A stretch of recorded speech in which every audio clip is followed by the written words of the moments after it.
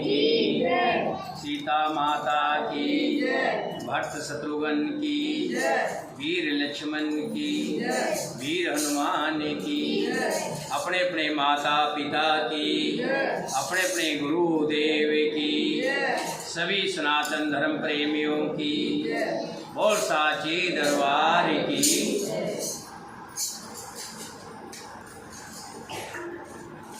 राजा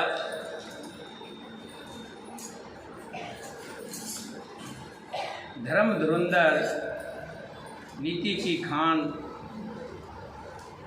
तेजस्वी, सुशील और बलवान, जिनका नाम सत्यकेतु था, उनके दो पुत्र थे। एक का नाम भानु प्रताप था और दूसरे का नाम अरिमर्दन था। दोनों ही पिता के समान धर्म में धुरंधर थे, धर्म के कार्यों में हमेशा आगे रहते थे। उनकी प्रजा किसी तरह से भी दुखी नहीं थी, प्रजा को सब तरह का सुख ही सुख था। जब राजा वृद्ध हुए तो उन्होंने अपने ज्येष्ठ पुत्र, जैसा कि हमारे संस्कार है कि जो बेटा बड़ा होता है उसी को राज मिलता है। राम जी, भरत जी और लक्ष्मण और शत्रुघ्न जी एक साथ पैदा हुए थे। मात्र एक एक मिनट का फर्क रहा होगा, लेकिन राम जी पहले आए थे, इसलिए तीनों भाई राम जी की सेवा करते थे और राम जी को ही राज्य युवराज बनाया गया। इसी तरह राजा जब वृद्ध अवस्था में आए तो उन्होंने जो बड़ा पुत्र था, जिसका नाम भानु प्रताप, उसको राजगद्दी दे दी, राजा बना दिया और स्वयं अपनी पत्नी के साथ भगवान की भक्ति के लिए वन विहार करने के लिए निकल पड़े। जब प्रताप रवि भयो नृप, फिरे दोहाई देश, प्रजापाल अति वेद विधि, कतौ नहीं अगलेश सियावर।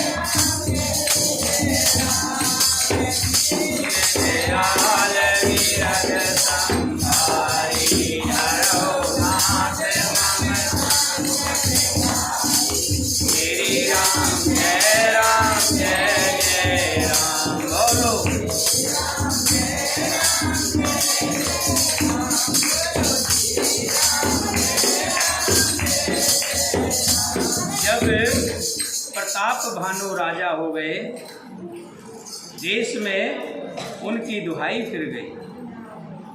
वो वेद में बताई हुई विधि के अनुसार उत्तम रीति से प्रजा का पालन करने लगा। उसके राज्य में पाप कहीं भी लेस मात्र नहीं था। नृपेत कारक सचिव सियाना, नाम धर्म रुचि सुकर समाना। सचिव श्यान बंधु बलवीरा, आप प्रताप पूंज रणधीरा।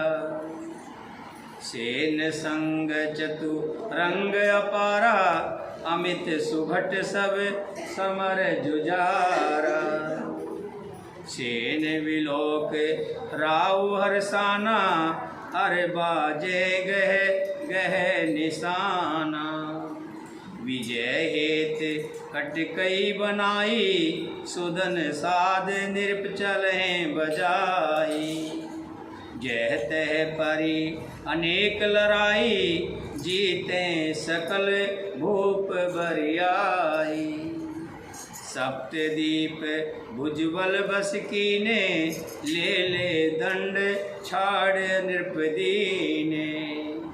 सकल अवन मंडल ते काला, एक प्रताप भानु महिपाला। राजा का हित करने वाला शुक्राचार्य के समान बुद्धिमान धर्मरुचि नाम का उसका मंत्री था। इस प्रकार से बुद्धिमान मंत्री और बलवान तथा वीर भाई के साथ स्वयं राजा भी बड़ा प्रतापी और रणधीर था। साथ में अपार चतुर्गुणी सेना थी, जिसमें असंख्य योद्धा थे, जो सब के सब रण में झूंझ मरने वाले थे। अपनी सेना को देखकर राजा बहुत प्रसन्न हुआ और घमाघम नगाड़े बजने लगे। दिग्विजय के लिए सेना सजाकर वो राजा शुभ दिन मुहूर्त साध कर और डंका बजाकर चला। जहाँ तहाँ बहुत सी लड़ाइयाँ हुई, उसने सब राजाओं को बलपूर्वक जीत लिया। अपनी भुजाओं के बल से उसने सातों द्वीपों को वश में कर लिया। राजाओं से दंड लेकर उन्हें छोड़ दिया। संपूर्ण भूमि मंडल पर उस समय प्रताप भानु ही एकमात्र चक्रवर्ती राजा थे। पूरे पृथ्वी पर उन्होंने अपना कब्जा कर लिया, क्योंकि खुद बलवान थे। उनका भाई वो भी बड़ा बलवान था और मंत्री उनके जो थे वो धर्म धुरंधर थे। कहते हैं अगर भाई मजबूत हो और मंत्री समझदार हो, वो राजा कभी भी हारता नहीं। जब रावण पर श्री राम जी ने युद्ध कर दिया, राम जी ने तब तक लंका पर युद्ध नहीं किया जब तक लंका के अंदर भविष्य जी थे। एक भी प्रतापी व्यक्ति का साथ आपको मिल जाए तो हम जैसे पापी भी तर जाते हैं, बचे रहते हैं। पहले गंगा जी को जब पार करते थे तो नैया में कहते थे अगर किसी ने पाप किया हो तो नैया में ना बैठे, और एक भी पुण्य आत्मा उस नैया में बैठ जाता था तो नैया पार हो जाती थी, डूबती नहीं थी। सचिव उनका धर्म धुरंधर था और भाई हरिमर्दन। हरि का मतलब शत्रु और मर्दन का मतलब विनाश करने वाला। इसी तरह राजा ने पूरी भूमंडल पर, पूरी धरती पर अपना कब्जा कर लिया। सब बस विसव करें बाहुबल, निजपुर कीन प्रवेश। अर्थ धर्म काम आदि सुख सेवै समय नरेश। सियावर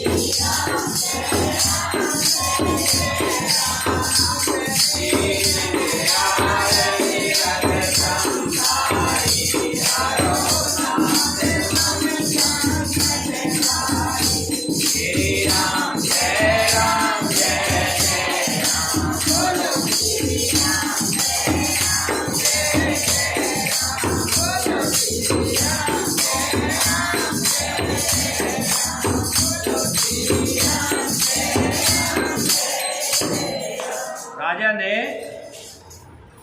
तमाम राजाओं को अपने अधीन कर लिया। जिस भी राज्य पर चढ़ाई करते थे उस राजा को अपने कब्जे में कर लेते थे और समझौता होता था कि जो भी लगान होगा उसका कुछ हिस्सा भानु प्रताप को जाएगा। इसी तरह सब वस विसव कर बाहुबल, पूरे विश्व को अपने बाहुबल से अपने अधीन करके निजपुर कीन प्रवेश। अर्थ धर्म काम आदि सुख सेवे समय नरेश। संसार भर को अपनी भुजाओं के बल से वश में करके राजा ने अपने नगर में प्रवेश किया। राजा अर्थ धर्म और काम आदि के सुखों का समय अनुसार सेवन करते थे। भोप प्रताप भान बल पाई, काम धेन भय भूमि सुहाई। सब दुख वर्जित प्रजा सुखारी, धर्मशील सुंदर नर नारी। जहाँ राजा धर्मात्मा होता है, प्रजा के हित के लिए कार्य करता है, तो कहा है कि राजा प्रताप भानु बल पाकर भूमि सुंदर कामदेवी, कामधेनु मन चाही वस्तु देने वाला हो गया। उसके राज्य में प्रजा सब प्रकार के दुखों से रहित और सुखी थी और सभी स्त्री पुरुष सुंदर और धर्मात्मा थे। धर्मरुचि मंत्री का श्री हरि के चरणों में प्रेम था। वो राजा के हित के लिए सदा उसको नीति सिखाया करता था। राजा गुरु देवता संत पितृ और ब्राह्मण इन सब की सदा सेवा करता था। ध्यान रखना, जब तक हम गुरु की सेवा नहीं करते, जब तक हम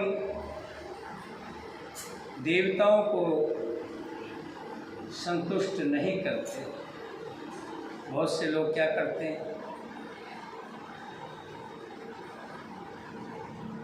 सुबह प्रभु को भोग लगाए बगैर ही भोग लगाते हैं। बेड पर बैठ कर के ही चाय मंगा लेते हैं, वही खाना मंगा लेते हैं। ज़्यादातर जहाँ ज़्यादा सुख संपत्ति है, साधन है, वहाँ ज़्यादा इस तरह का देखने को मिलता है। लेकिन जब तक सुबह स्नान करके भगवान को प्रसाद लगा करके भगवान के ध्यान में बैठ करके पूजा पाठ ना कर लें, मंदिर हो तो मंदिर में जाए, नहीं मंदिर है तो पास में तुलसी को पानी दे, सूर्य भगवान को पानी जरूर दे। सूर्य भगवान जैसे खुद प्रकाश में है, जो सूर्य को पानी देता है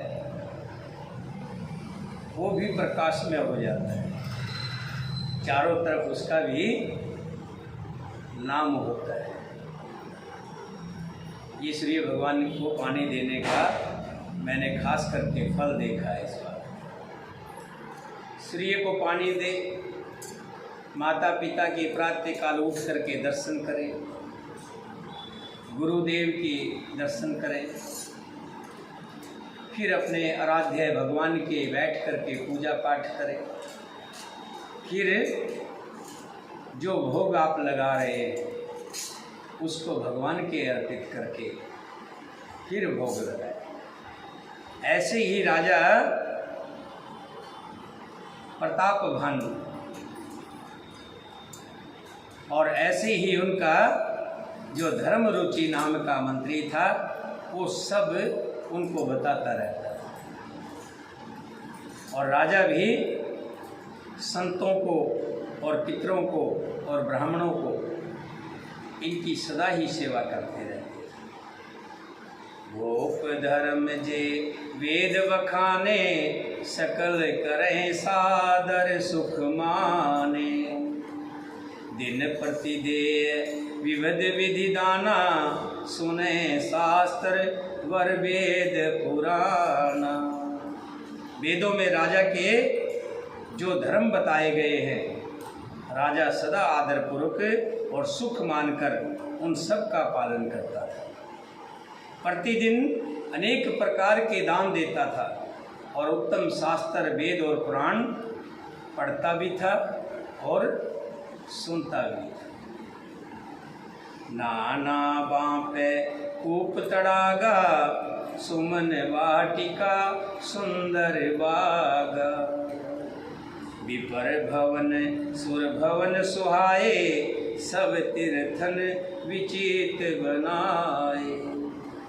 उसने बहुत सी बावलियाँ, कुएं, तालाब, फुलवाड़ियाँ, सुंदर बगीचे, ब्राह्मणों के लिए घर और देवताओं के सुंदर विचित्र मंदिर सब तीर्थों में बनवाए। हम देखते हैं दक्षिण भारत में तो मंदिरों को देख करके चिकित रह जाता है। ऐसे ऐसे विशाल मंदिर हैं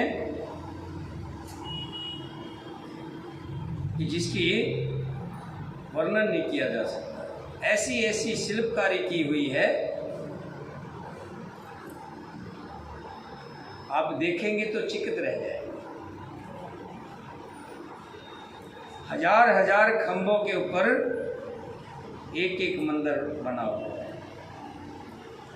मैं कल वीडियो देख रहा था, बहुत से मंदिरों की वीडियो देख रहा था।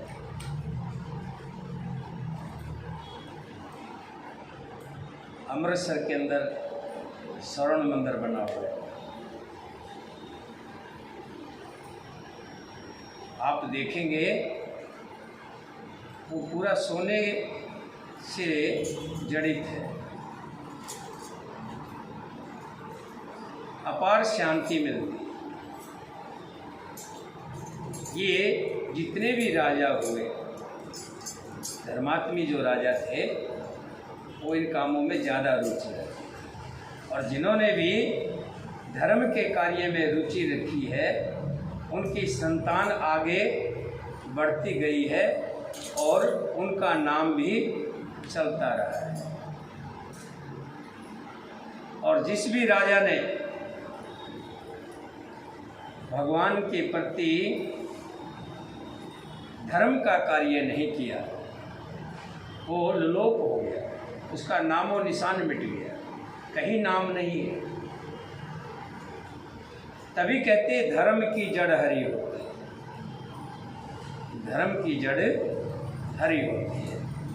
राजा भानु प्रताप भी जगह जगह बावलियाँ, कुएं, तालाब, फुलवाड़ियाँ, सुंदर बगीचे और बहुत बड़े बड़े मंदिर सब तीर्थों में बनवाता था।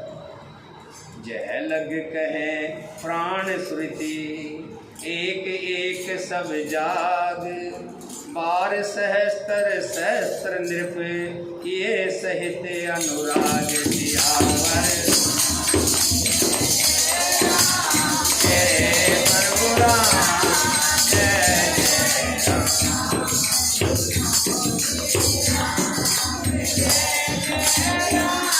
जय प्रभु राम, जय जय राम।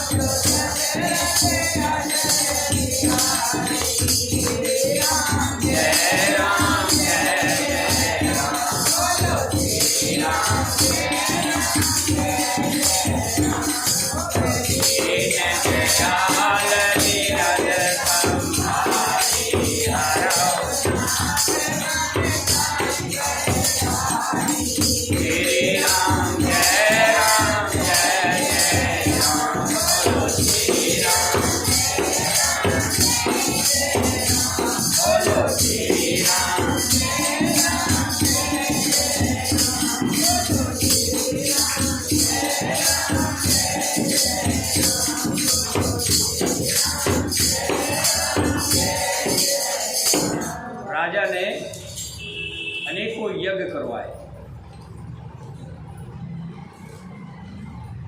यज्ञों में देखते हैं यज्ञशाला बनती है, 5-5, 6-6 महीने तो यज्ञशाला बनने में लगता है।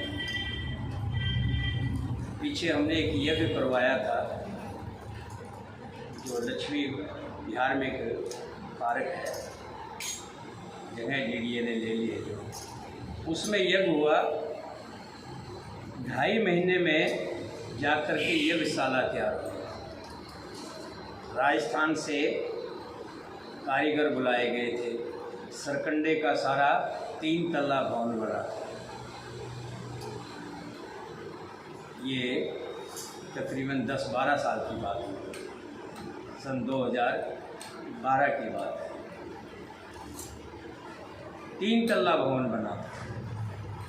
अलग अलग कुंड थे और कुंडों का भी सूत के हिसाब से नाप लिया गया था, कोई भी कम ज़्यादा ना हो।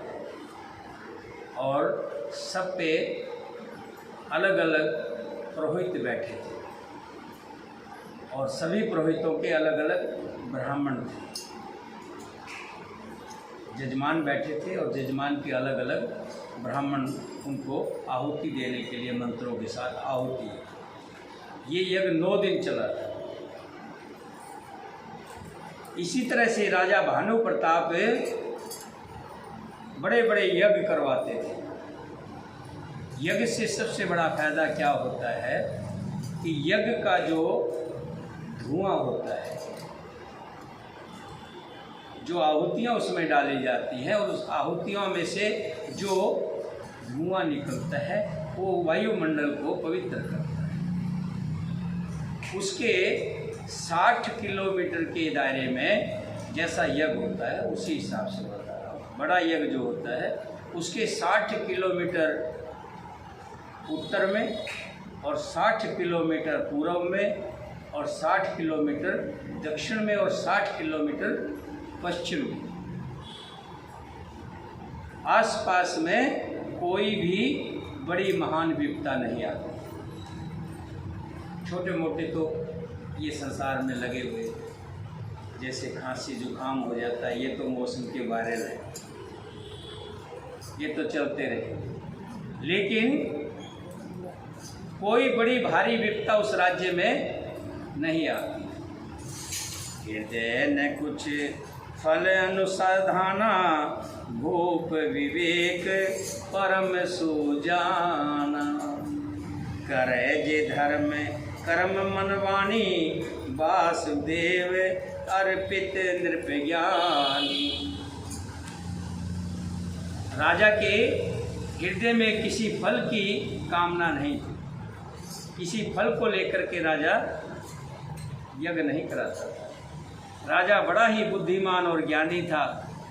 वो ज्ञानी राजा कर्म, मन और वाणी से जो कुछ भी धर्म करता था वो भगवान वासुदेव के अर्पित करके करता था। गीता में भगवान श्री कृष्ण जी कहते हैं कि हे अर्जुन, व्यक्ति दुखी तभी होता है जब वो अपने कर्मों को अपने ऊपर ले लेता है।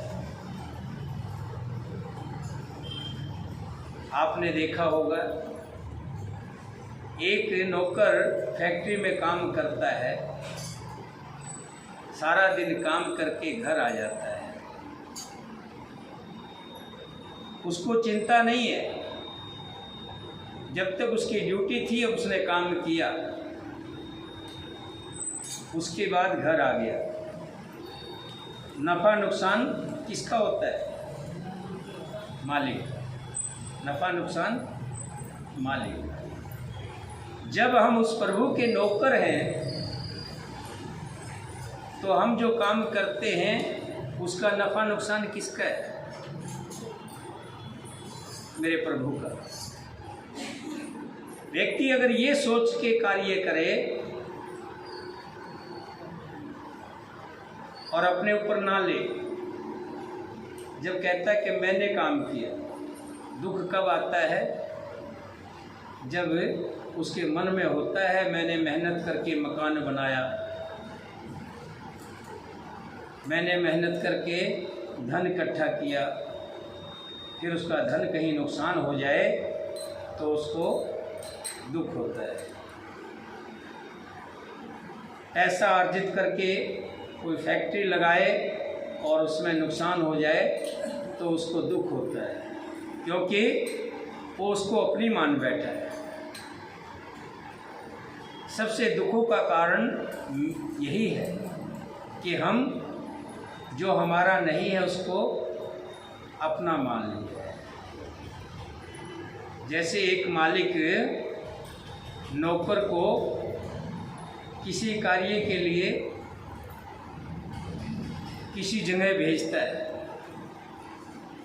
सपोज करो कहीं फैक्ट्री बन रही है, मालिक उसकी ड्यूटी लगा देता है कि भाई 2 साल तक तुझे वहीं रहना है, और जैसे ही काम पूरा हो जाएगा तो वापस आना है। उसको मालूम है कि मुझे वापस आना है, इसलिए वो वहाँ पर घर नहीं बनाता, वहाँ ज़मीन नहीं खरीदता। वो तो अपना मालिक के आदेश अनुसार काम करने के लिए गया था और वापस मालिक के पास फिर आ गया। इसी तरह हमें भी मालिक ने कुछ कामों के लिए यहाँ भेजा है और हम यहाँ आकर के भूल चुके हैं हम कौन हैं और किसने हमें यहाँ भेजा है, और एक दिन वापस मालिक के पास जाना भी है। अभी किसी को कह दो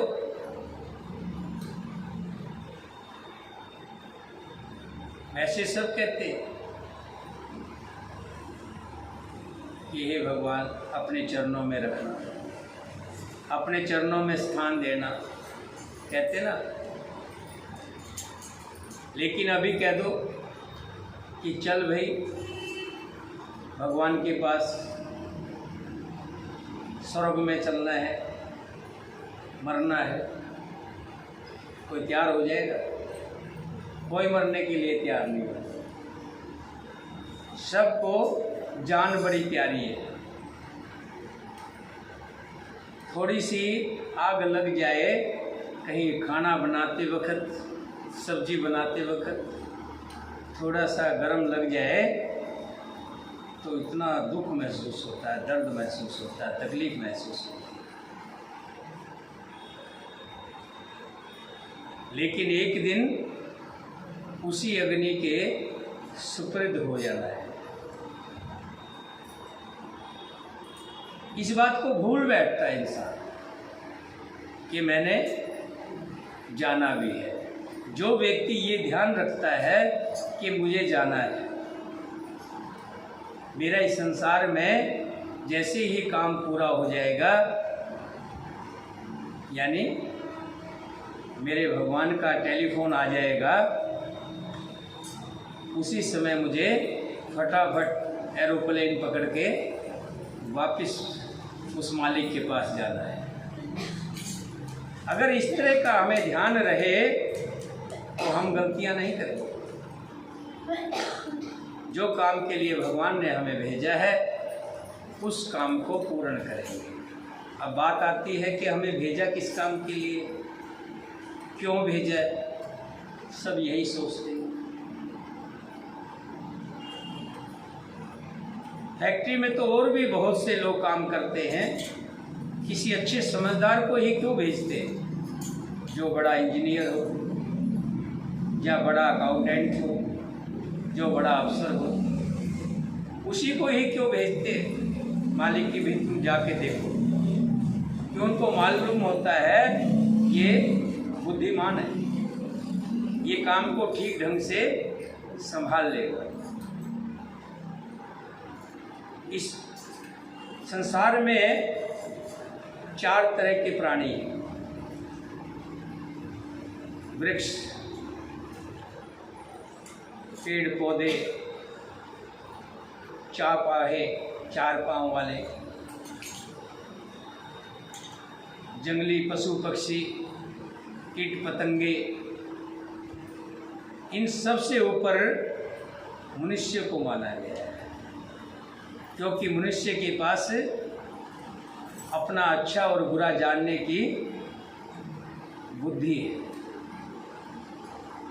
और इसीलिए कुछ काम दे करके मनुष्य को भेजा है।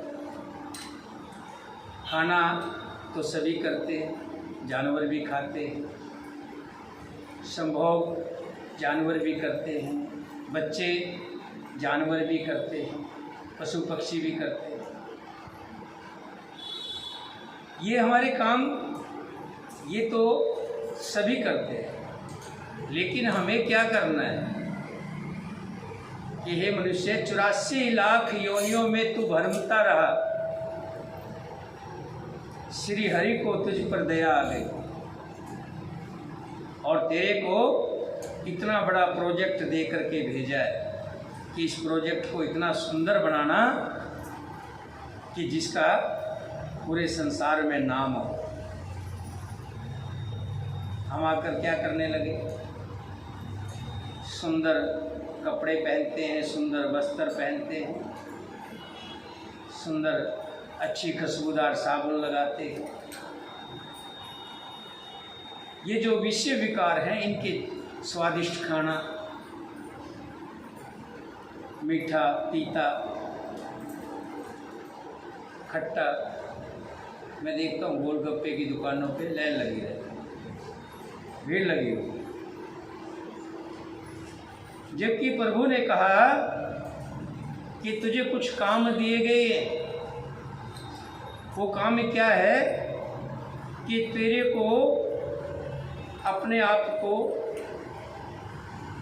पारस से मिल करके सोना बनाना है, अपने आप को सोना बनाना है। ये जो घर गृहस्थी है, प्रत्येक व्यक्ति अगर ये सोचे मेरा घर, मेरा परिवार, मेरे बच्चे एक ऐसा आदर्श पैदा करे, ऐसा सुंदर हो, यही भगवान का काम है। देखो, भगवान ने हमारे शास्त्रों में बहुत कुछ बातें दी। पहले के शास्त्रों में क्या था कि जब बच्चा गर्भ में होता था 5 महीने का, तब उसका पूजा हुआ करती। 8 महीने का होता था तब एक पूजा होती, 9वें महीने में फिर पूजा होती। जब बच्चा पैदा हो जाता था 6 दिन का होता था, जिसे छठी कहते हैं, छठी के दिन फिर पूजा होती थी। जहाँ बच्चा सोया होता था वहाँ एक मोर पंख की कलम बना करके रख दी जाती थी, ताकि वे माता आएगी और सुंदर सुंदर लेख लिख कर जाएगी। एक दिन भजन कर रहे थे ना, मेरे सुंदर लेख लिख दो है।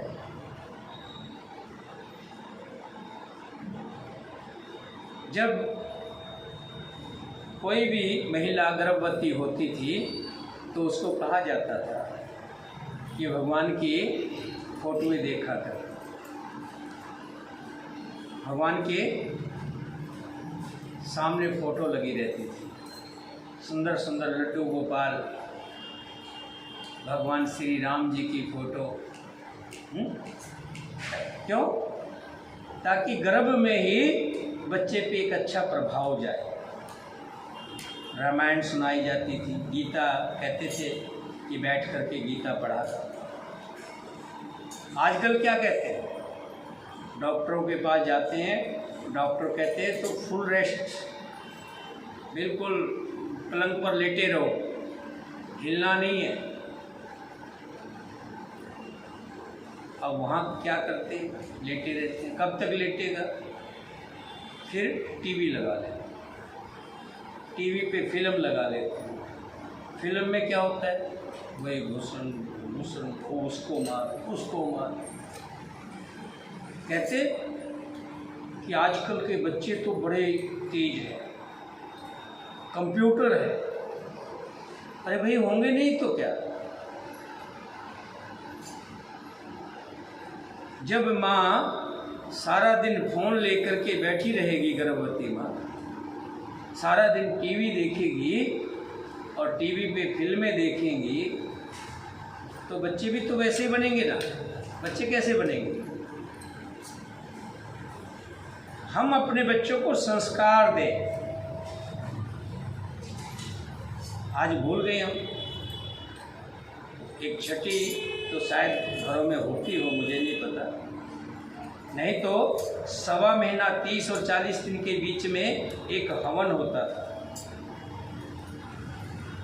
उसमें तब तक जच्चा और बच्चा बाहर की हवा नहीं लगने देते। फिर हवन होता था, पंडित को बुला करके सभी मंत्रों का, सभी देवताओं का, सभी पितरों का तर्पण किया जाता था, सभी देवताओं को मनाया जाता था। वैसे मैं आपको एक बात और बता दूँ, मुझे पता आप करोगे नहीं, जो हम सुनते हैं और एक कान से निकाल देते हैं, जो कि हम रोज कहते हैं, तेरा तुझको अर्पण क्या लागे मेरा, कहते ना, तन मन धन सब कुछ है तेरा, स्वामी सब कुछ है तेरा, तेरा तुझको अर्पण तेरा क्या लागे मेरा, ओम जय।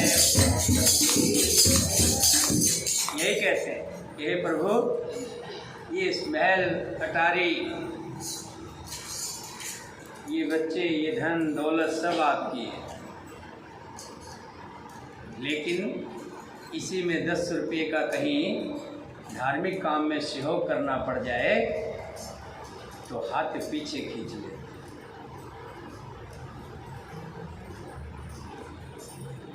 एक सेठ के पास एक साधु गए, कहने लगे, राजन कैसे हो? महाराज बहुत बढ़िया है,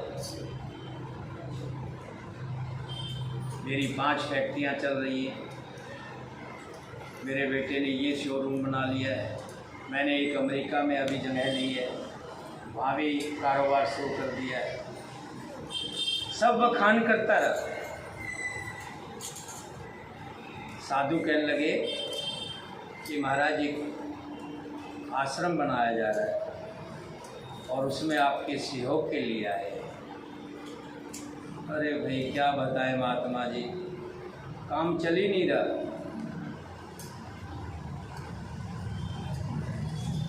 बस ये है कि किसी तरह से दाल रोटी चल रही है, काम तो है ही नहीं। धर्म के नाम पर हम पीछे हट जाते हैं, अच्छे कर्मों के लिए पीछे हट जाते हैं।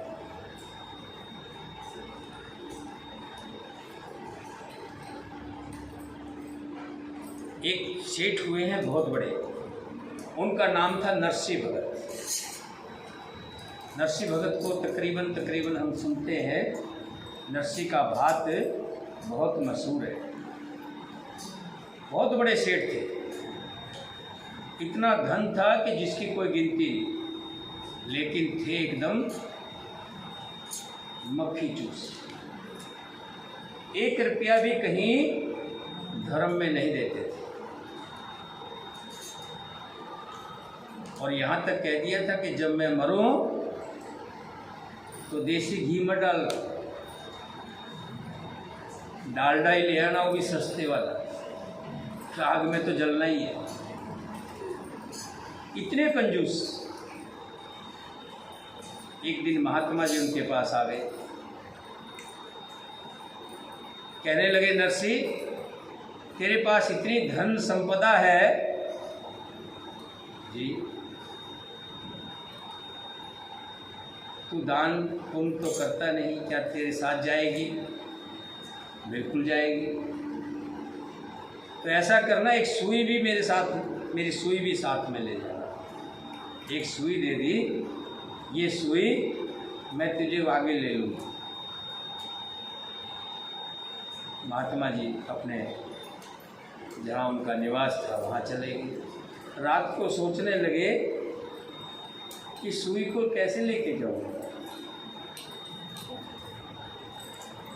देखता था कि लोग मर जाते हैं, उसके तो सारे कपड़े उतार देते हैं। कोई सस्ता सा कपड़ा ला करके, सस्ते से सस्ता सफ़ेद कफन वो, कहते हैं कि मुर्दे के लिए तो चाहिए, सस्ते से सस्ता, महान सस्ता, खाली बस वो कहने के लिए कपड़ा होता है, उसको उड़ा देते हैं और बाकी सब निकाल लेते हैं। हाथ की अंगूठी निकाल लेते हैं, घड़ी निकाल लेते हैं, और औरत हो तो उसकी कानों की बाली, यहाँ तक जो नाक में नग पहना हुआ इसको भी नहीं छोड़ते।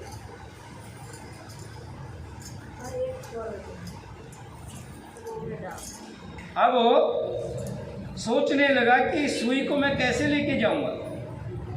सारी रात नींद नहीं आई। सुबह महात्मा के आश्रम में पहुंचा और कहने लगा, महाराज ये सुई आपने दे दी, उस समय मैं ध्यान नहीं था, आपने उसमें लगा हुआ था व्यापार में, पर मेरे बस का नहीं, मैं सुई को लेके गया नहीं कुछ नहीं। तो बोला, तू इतना धन इकट्ठा करके क्या करे जब तेरे साथ कुछ जाना नहीं। उसी दिन सभी ब्राह्मणों को, संतों को बुलाया, जो भी धन था सारा संतों में बांट दिया, ब्राह्मणों में बांट दिया, गरीबों में बांट दिया, दरिद्रों में बांट दिया। एक बेटी थी, उसका विवाह वो कर चुके और संतों में जाकर के मिल गए। समय गुजरा, उसकी लड़के के लड़का हुआ, बच्चे हुए। जैसा हमारे होता है, बहन बेटी अपने बाप के घर आती है और भात न्योत कर जाती है कि मामा के यहाँ, अपने पिताजी के यहाँ, अपने भाई के यहाँ आकर के, और वो भी अपनी गुंजाइश से ज़्यादा लेकर के जाते हैं। अब उसकी सास कहने लगी कि तुम्हारा पिता, जाओ तुम भी भात नोत के आओ। अब वो बेचारी चल पड़ी,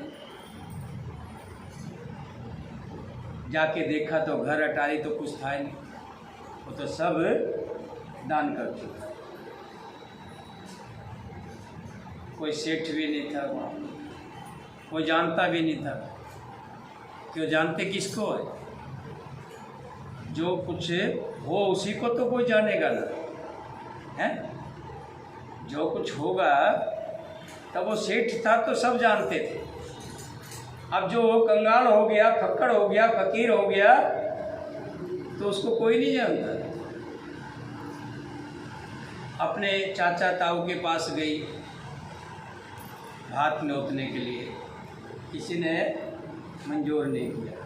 फिर पता करते करते उस जगह पर पहुंच गई जहां उसका पिताजी 5, 7, 10 बाबा लोगों के साथ रहता था। वहीं पहुंच गई और भात के जो पीले चावल थे वो दे कर के आए।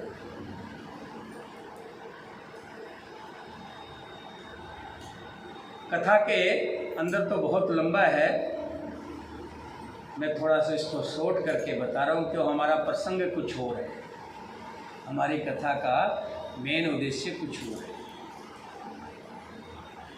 कहते हैं कि जब नरसिंह भगत भात भरने के लिए चला, उसके पास कुछ भी नहीं था। एक टूटी गाड़ी पर संतों को बिठा लिया, चमटे और ढोल की जो हमारे पास है, इसको बजाते हुए क्या करें, भगवान का नाम गाते हुए जा रहे हैं।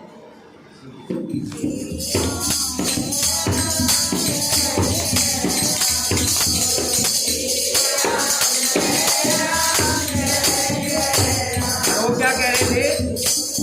वो कह रहे थे श्री कृष्ण गोविंद हरे मुरारी, हे नाथ नारायण। श्री कृष्ण गोविंद हरे मुरारी, हे नाथ हे नाथ नारायण वासुदेवा, हे नाथ नारायण। श्री कृष्ण गोविंद हरे मुरारी, हे नाथ नारायण। जल्दी, कुछ भी नहीं है पास में। सोचा रास्ते घर जब वहाँ पहुँचेंगे, खाली गाड़ी देख करके तो कहेंगे कुछ लाया नहीं, कंगला आ गया। कहीं मकान बन रहा था तो वहाँ सीमेंट के खाली कट्टे ले लिए, खाली बोरे 10-20। रास्ते में कंकर पड़े थे, उन कंकरों को उन बोरियों में भर लिया और गाड़ी में रख लिया। क्यों? बंद मुट्ठी लाख की, खुल गई तो अब किसी को क्या पता लगेगा इन बोरियों में सोना चांदी है या कंकर है। सब लाद करके चल दिए। रास्ते में कृष्ण भगवान अपने भगत का देख रहे हैं कि मेरा भगत जा तो रहा है, वहाँ मेरे भगत की बड़ी खिल्ली उड़ेगी। जब कंकर देखेंगे तो क्या होगा, बड़ी मजाक उड़ेगा। और भगवान कभी अपने भक्तों का मजाक नहीं उड़ने देते। कृष्ण भगवान रास्ते में, उसी रास्ते से, और प्रभु की लीला देखो, एक पहिया निकल करके गाड़ी का बाहर निकल गया। अब सब मिलके उसको लगा रहे हैं, किसी से नहीं लग रहा। भगवान जी आ गए। भगत क्या कर रहे हो? बोला हमारी गाड़ी खराब हो गई, मैं तो आया था तुम्हारी गाड़ी में चलूँगा। अरे हमारी तो गाड़ी का अपनी खराब है, तेरे को कहाँ उठाएंगे। भगवान कहते मैं तुम्हारी गाड़ी ठीक कर दूँगा। मैं सखान हूँ, मैं खाती का हूँ, मैं शर्मा हूँ, मुझे आता है और मैं तुम्हारी गाड़ी को ऐसी बना दूंगा, तुम देखते रह जाओ। थैला था, थैले में से सामान निकाला, ठीक किया। चल भाई तू भी बैठ जा, जहाँ 10 है वहाँ 11 से। जैसे ही भगवान गाड़ी में बैठे, गाड़ी तो ऐसी चल रही है जैसे एक्सप्रेस गाड़ी जाती है, हवा में उड़ती हुई पहुंच गई। एक जगह थी, वहाँ बिठा दिया गया। जो सामान लाए थे बोरों में भर के, वो सामान भी रखवा दिया। जो सामान उठा के जा रहे थे मजदूर लोग, उन्होंने जाके सूचना दी जी बहुत माल आया है। इतना भारी भारी बोरे हैं कि जिसका कोई हिसाब नहीं, कमर दुखने लगी। पत्थरों में तो वजन होता है ना। रखवा दिया, बड़ा आदर मान सम्मान किया। जब हाथ लेने का समय आया तो बताते हैं सवा पहर, सवा घंटा सोने की बरसात। जिसका जो मांगा भगवान कहने लगे मैं भी तो उसका भाई हूँ, ये पिता है तो मैं उसका भाई हूँ। जो मांगे उसको वो देते गए। बुआ का, भतीजी का, चाची का, ताई का, एक से एक बढ़ कर के भात। आज तक ऐसा भात किसी का नहीं भरा जैसा नरसी ने अपनी बेटी का भात। भगवान का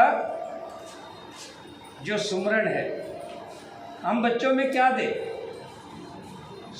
बच्चों में अच्छे संस्कार दे दो। बच्चों में अच्छे संस्कार दे दो। प्रातः काल उठ रघुनाथा, मात पिता गुरु ना वही माता। ये बच्चों को कहो कि बेटा सवेरे उठा करो।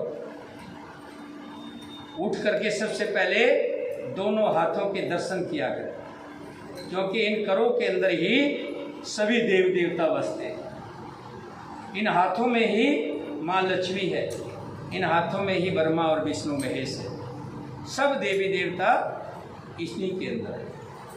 उसके तत्पश्चात धरती माता को प्रणाम करें, नमस्कार करें, चुचकारें। हे माँ, जैसे मेरी माँ मुझे गोदी में लेकर के रखती थी, तू भी मुझे मेरा वजन, मेरा भार, मेरी गंदगी सब कुछ तो बर्दाश्त करती है कि मैं तेरे ऊपर पैर भी मारता हूँ। जैसे बच्चा ना माँ के पेट में भी पैर मारता ना, गोदी में होता है तो तब भी मारता है।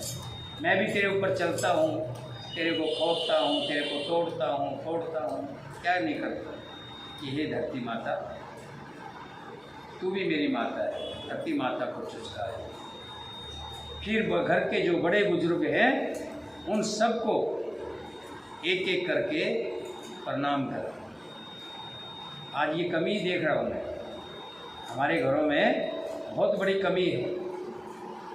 बड़ों का आशीर्वाद और प्रभु का आशीर्वाद। प्रभु कहते हैं कि जब तक आप बड़ों का आशीर्वाद नहीं लेते तो मेरे आशीर्वाद की आशा मत रखना। मेरा आशीर्वाद तभी है, पहले बड़ों का, माता पिता का, गुरु का, अपने बुजुर्गों का। अगर आपने आशीर्वाद ले लिया तब तो मेरा आशीर्वाद भी आपके साथ होगा, अन्यथा मेरे आशीर्वाद की उम्मीद मत रखना। माता पिता क्या, घर में बीमार पड़े, बच्चे वैष्णो देवी घूमने जाते, माता पिता घर में तकलीफ में, बच्चे हरिद्वार जा रहे हैं। हमारे शास्त्रों में लिखा है माँ बाप अगर हैं तो उसको किसी हरिद्वार जाने की जरूरत नहीं। माता पिता से बढ़ कर के कोई भी तीर्थ नहीं है। अगर हमें देना है तो बच्चों को अच्छा आचरण देना होगा। बच्चों को इन चीज़ों के बारे में बताना पड़ेगा, नहीं तो बच्चों का कोई कसूर नहीं है। बच्चे तो जैसे कच्ची मिट्टी है। आपने घर में टेलीफोन है, उसको दे रखा है, अब वो टेलीफोन देखते हैं, मोबाइल देखते हैं, उसमें क्या है, अच्छा है क्या बुरा है, बच्चे तो नहीं जानते ना। गर्भवती महिला बता रहा था, सारा दिन फ़ोन लेके बैठी रहती थी जब गर्भ में थी, तो वैसा ही असर बच्चों पे गया। तो हमें संस्कार देने हैं। जब हमारे बच्चों में संस्कार अच्छा हो जाएगा, हम देश को क्या दे रहे हैं? भगवान ने हमें किस लिए भेजा था? कि आप एक अच्छा परिवार बना के आना। एक आप परिवार अच्छा बनाएंगे तो आपका देश अच्छा बनेगा। सबकी जिम्मेवारियाँ बनती हैं। ये नहीं है मंजूला ने तो अपना परिवार अच्छा बना लिया। हम सब मिलकर के अपने बच्चों को अच्छी शिक्षा दें, अच्छा आदर्श सिखाएं, परहित की दूसरों की सेवा का भाव पैदा करें कि दूसरों की सेवा करना है। यही परमात्मा का काम है। सबसे बड़ा परमात्मा का काम यही है। दीनहीन दुखी जो हैं उनकी सेवा करना, अपने से कमज़ोर जो है उनकी सेवा करना। माँ क्या करती है? जो बेटी सबसे ज़्यादा कमज़ोर होती है ना, उसका ज़्यादा ध्यान रखती। ये भी छुपा करके, अरे उसके पास तो है, बहुत है, उसको जो नहीं उसको दे दूँगी, करती है ना? होता है हाँ। तो दीनहीन का ध्यान रखना यही हमारा परम धर्म है। हम अपने बच्चों में यही सिखाएं। कोई भूखा है उसको खाना खिला दें, किसी के पास वस्त्र नहीं है तो वस्त्र उसको पहना दें, किसी कोई दवाई बगैर तकलीफ़ में है तो उसकी दवाई की व्यवस्था करवा दें। ये है परोपकार, ये है सेवा। सेवा का भाव जब बच्चों में आ गया तो समझो वो आपकी भी सेवा करेंगे। अगर उनमें सेवा का भाव नहीं आया तो आप लाख तड़पते रहना, आप लाख रोते रहना, वो आपकी सेवा नहीं करेंगे। क्यों? आपने उनको सिखाया नहीं, उनको इस बारे में वो दिया ही नहीं कि बराबर में प्रभात फेरी निकल रही है, नहीं बेटा जा तू काम पे। ये नहीं सिखाया कि 2 घंटे लेट चला जाएगा तो कोई फर्क नहीं पड़ेगा। 4 दिन बुखार आ जाए तब क्या होगा? जाएगा? नहीं जाएगा। हाँ, तो ये मन में सोचे कि प्रभात फेरी रोज रोज आती है क्या? हरि का नाम है, हरि का कार्य हो रहा है, उसमें ये रोज रोज होता है क्या? उसमें जा कर के 2 घंटे 1 घंटा समय दे दे। ये भावना आपको सिखानी पड़ेगी, ये आपको बताना पड़ेगा। उस राजा के राज्य में कोई भी दुखी नहीं था, क्योंकि वो परम ज्ञानी राजा था। वो जानता था, अपने धर्म को जानता था कि मेरा धर्म क्या है। वो आप घड़ी देख रहे हो बार बार है, उसको मालूम था कि मैंने इस संसार से जाना है। जो भी काम करता था श्री कृष्ण भगवान की अर्पित कर देता था। चढ़ बर बाज बारीक राजा, मिर्ग्या कर सब साज समाजा। एक बार वो राजा एक अच्छे घोड़े पर सवार होकर शिकार का सब सामान सजाकर विंध्याचल के घने जंगलों में चला गया। विंध्याचल गंभीर बन गयो, मृग पुनित बहु मारत भयो। मृगों के पीछे जा रहा है। फिरत विपन नृप दीख बराहु, जन बन दरै शिष ही ग्रस राहु। बड़ विधि नहीं सपात मुख माही, मनो क्रोध बस उगलित नाही। राजा ने वन में फिरते हुए एक सूअर को देखा। दांतों के कारण वो ऐसा देखने में लगता था मानो चंद्रमा को गरस कर राहु वन में आ गया। चंद्रमा बड़ा होने से उसके मुख में समाता नहीं हो, मानो क्रोधवश वो उसे उगलता हो। कोल कराल दसन छवि गाई, तन विशाल पीवर अधिकाई। धरो धुरात है आरो पाए, चकित विलोकत कान उठाए। ये तो सूअर के भयानक दांतों की शोभा कही गई। इधर उसका शरीर भी बहुत विशाल और मोटा था।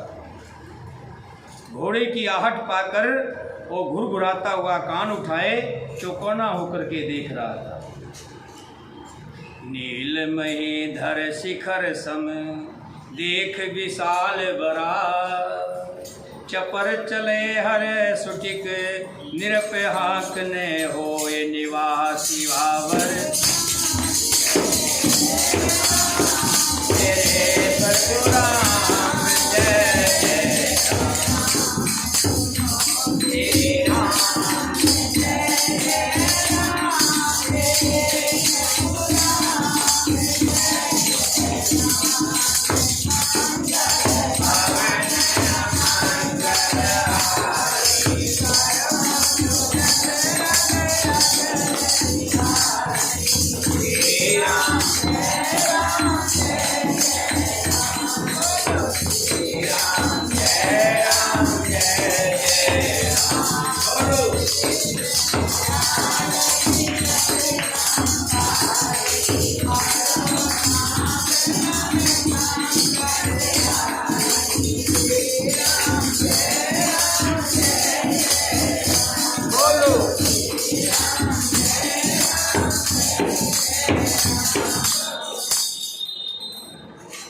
वह जानवर घोड़े की आहट सुनकर के भाग लिया। राजा ने भी घोड़ा उनके पीछे लगा दिया। बहुत तेजी से वो जानवर भाग रहा है। राजा का घोड़ा भी उसके पीछे तेजी से जा रहा है। राजा निकाल निकाल करके तीर उसको मार रहा है, लेकिन वो काबू में नहीं आ रहा। तक तक तीर महेश चलावा, कर छल सुअर शरीर बचावा। राजा तीर चलाते हैं और वो जानवर अपने शरीर को बचा जाता है। प्रगटते दूरत जाए मृग भागा, ऋषभ से भूप चले सगलागा। कभी दिखाई दे जाता है और कभी छिप जाता है, और राजा भी पीछे पीछे चला है। गयो दूर घन गहन बराहो, जहनाहिन गज बाज निबाहु। अति अकेल बन विपुल कलेसो, तदपिन मृग मग तजय नरेशो। ऐसे भयानक जंगल में चले गए, लेकिन राजा भी जिद्दी होते थे। कहते हैं राजहट, त्रियाहट और बालहट। राजा अपनी जिद लगाए उसके पीछे पीछे चलता रहा, और ऐसी जगह पहुंच गए जहाँ भयानक से भयानक जंगल था। बोल विलोक होप बड़ धीरा, भाग पेठ गिरे बुआ गंभीरा। अगम देख नृप अति पछताई, फिरे महाबन परे भुलाई। वो जानवर जाकर के एक गुफा में छिप गया। अब राजा के हाथ नहीं लगा। अब राजा पीछे घूम करके देखता है, गंभीर वन ही है, चारों तरफ बनी वन है, कोई रास्ता नहीं दिखाई दे रहा। अब राजा पछता रहा है,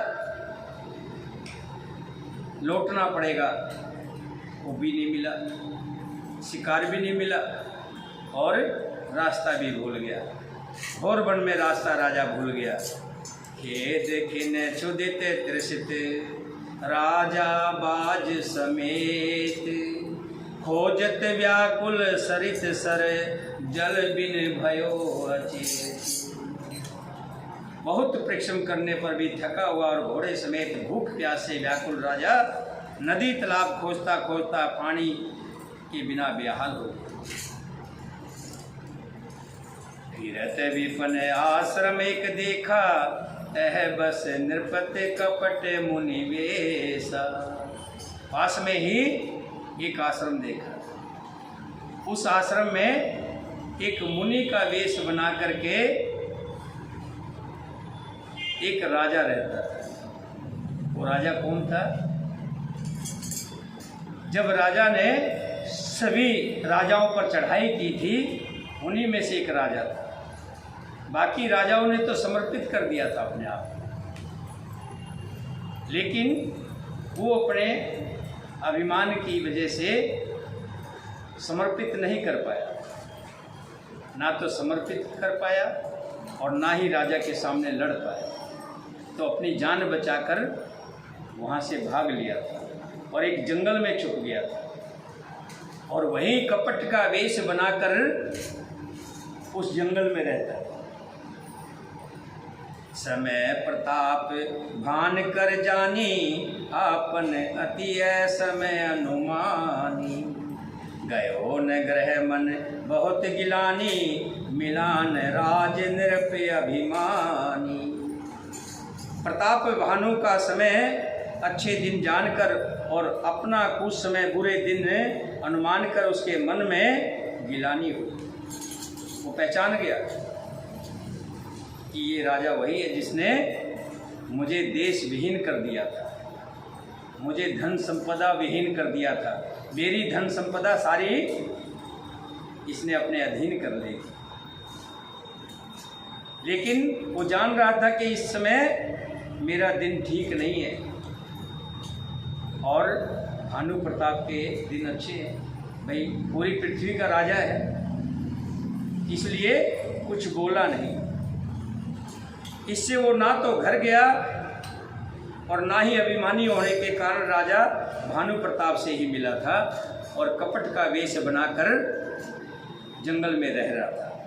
त्रिशूर मार रंक जिमि राजा, विपिन बसै तापस के साजा। दास समीप गवन नृप कीना, यह प्रताप रवि ते सब चीना। दरिद्र की भांति मन ही मन में क्रोध को मारकर वो राजा तपस्वी के वेश में मन में रहता था। राजा भानु प्रताप भटकते भटकते उसी के पास पहुंच गया। उसने तुरंत ही राजा भानु प्रताप को पहचान लिया। राव त्रसित नहीं सो पहचाना, देख सुवेश महामुनि जाना। राजा तो परेशान था, वो प्यास से व्याकुल था, और व्याकुल समय में आदमी पास से भी कोई गुजर जाए तो उसको पता नहीं लगता कौन गुजर गया, इसलिए राजा उसको पहचान नहीं पाया। लेकिन वो पहचान गया। राव त्रसित नहीं सो पहचाना, देख सुवेश महामुनि जाना। राजा ने सोचा इतने भयंकर जंगल के अंदर कोई महामुनि ही रहता होगा। क्यों? जो आम ऋषि होते हैं, मुनि होते हैं, वो तो नगर के आसपास रहते हैं, और इतने भयानक जंगल में कोई रह रहा है तो कोई छोटा मोटा ऋषि नहीं होगा, कोई बहुत बड़ा ऋषि होगा। उतर तुरग ते कीन प्रणामा, परम चतुर न कहो निज नामा। राजा प्यासा होने के कारण व्याकुलता में उसे पहचान नहीं सका। सुंदर वेश देखकर राजा ने उसे महामुनि समझा और घोड़े से उतरकर उसे प्रणाम किया। परंतु राजा बड़ा चतुर भी था, जो राजा था। चतुर होने के कारण उसने उसे अपना नाम नहीं बताया। राजा कहीं भी जाते हैं तो अपना नाम नहीं बताते, जल्दी अपनी पहचान नहीं बताते, क्योंकि राजाओं के दुश्मन बहुत होते हैं। राजाओं के दुश्मन बहुत होते हैं। हम सब लोग क्या करते हैं, कहीं भी खड़े होकर के किसी भी दुकान से सामान खरीदते ना, कोई सिक्योरिटी होती है क्या आपके पास? हैं? होते हैं पुलिस वाले दो चार? नहीं होते ना। कहीं भी किसी जगह से भी कोई सामान खरीद लेते हैं, जैसी रोड पे चलते रहते हैं। लेकिन अगर देश का राजा तो छोड़ो, मुख्यमंत्री आ जाए तो देखो, उसके आगे भी पुलिस और पीछे भी पुलिस। कभी देखा उसको रोड पे घूमते हुए? क्यों? जितना बड़ा इंसान होगा उसके दुश्मन भी उतने ज़्यादा हो। ये खास बात है। राजा ने अपनी पहचान छुपा ली, ये नहीं बताया कि मैं राजा भानु प्रताप, लेकिन वो जान चुका। क्योंकि कहते ना,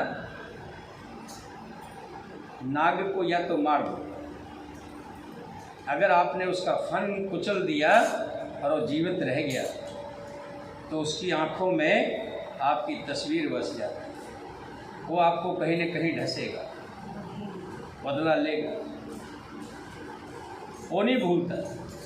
उपकार कोई भूल जाता है, किसी का भला कर दो एक समय के लिए भूल जाए, लेकिन किसी का उपकार कर दिया तो हमेशा याद रखेगा कि इसने मेरा नुकसान किया, इसने मेरा, है ना, नहीं भूलता उसको, भूलता नहीं ना। कोई संत महात्मा होते वो भूल जाते हैं, और तो कहते हैं नेकी कर दरिया में डाल। ना तो अच्छाई याद रखते हैं और किसी की बुराई तो याद रखते नहीं। लेकिन वो तो दुष्ट था ना, उसके तो दिमाग में ये बसा हुआ था कि इसने मेरी सारी संपदा छीन ली। भोपति तरसित विलोकते ही सरबर दीन दिखाय, मंजन पान समेत ही कीन निरपति हर साय सियावर।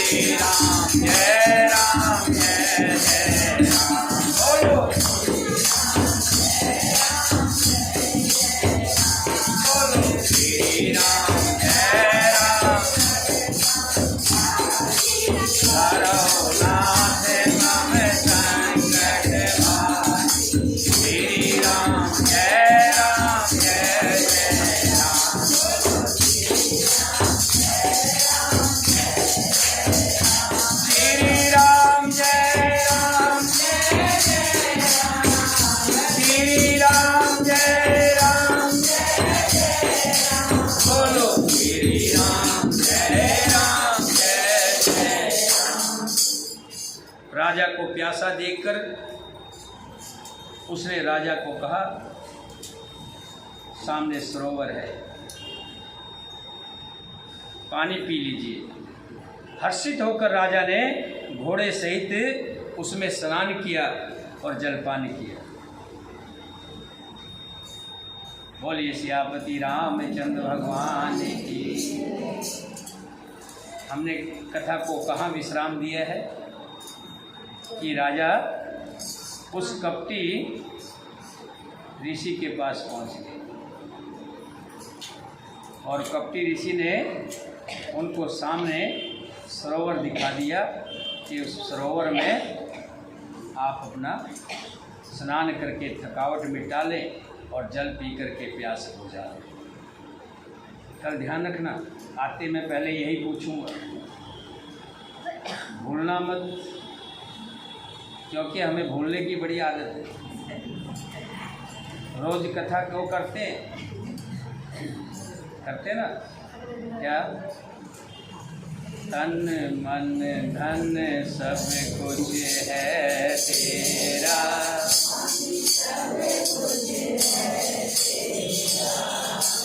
तेरा तुझको है।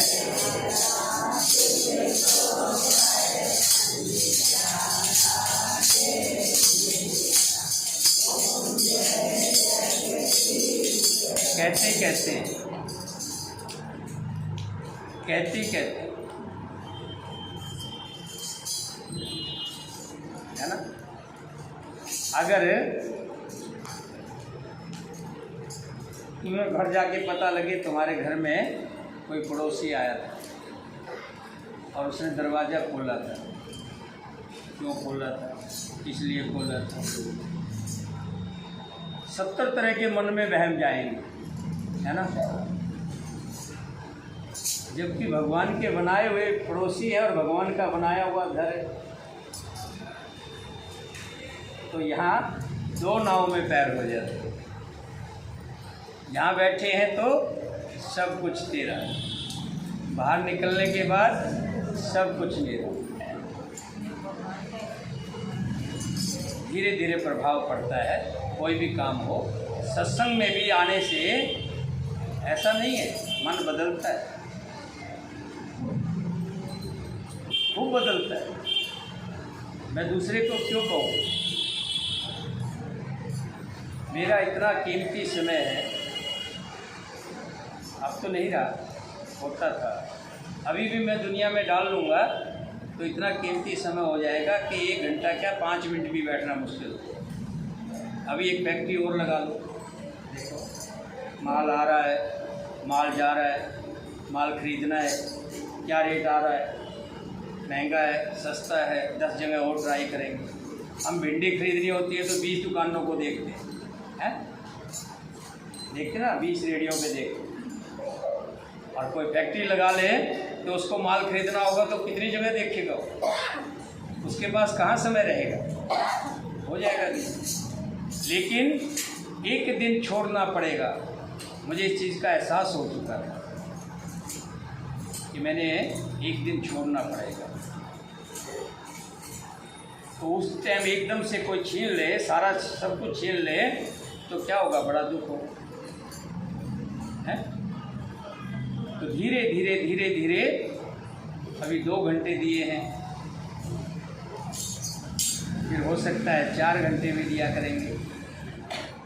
2 घंटे यहाँ देता हूँ, 2 घंटे हरि सिमरन में अलग लगाता है, और 2 घंटे जो आपके पास कथा आती है ना फ़ोन में, इनको भेजने में लगाता हूँ। फिर उसमें से सवाल पूछता हूँ तो सवाल आते हैं, उनका जवाब देने में लगाता हूँ कि आपका जवाब ठीक है, गलत है। 8 घंटे प्रभु के नाम में बीत जाते हैं। मात्र 2 या 3 घंटे ये संसार के काम बाकी बचे हैं। धीरे धीरे धीरे धीरे इनसे भी निवृत्त हो जाएंगे, होना पड़ेगा। नहीं तो एक दिन चारपाई पे बैठ जाओगे, उस दिन तो होना पड़ेगा। क्या करोगे, कुल्ला टूट गया, गिर गए, कुल्ला टूट गया, कुल्ले का ऑपरेशन करवाया, ठीक नहीं हुआ। हमारी माँ 14 साल तक चारपाई पर रही है, तब भी तो छोड़ना पड़ेगा। अपने आप छूट जाएगा, कहीं आना जाना नहीं रहेगा। तो क्यों ना धीरे धीरे धीरे धीरे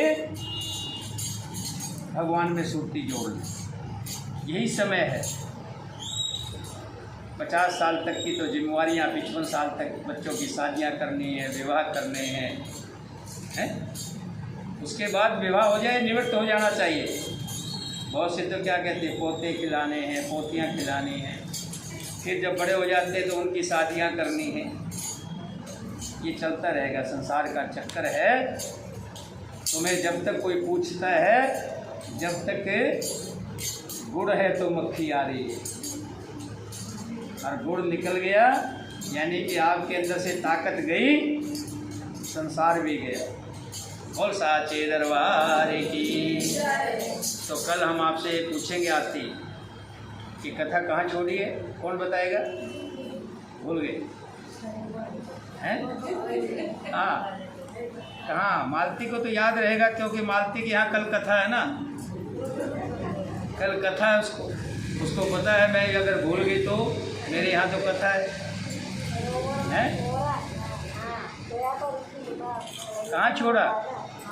कपटी ऋषि के आश्रम। कपटी ऋषि के आश्रम में आ गए राजा, और वहीं पे सरोवर में अपने घोड़े को भी पानी पिलाया और खुद भी उसमें स्नान किया। बोलिए सियापति रामचंद्र भगवान की, सीता माता की, भक्त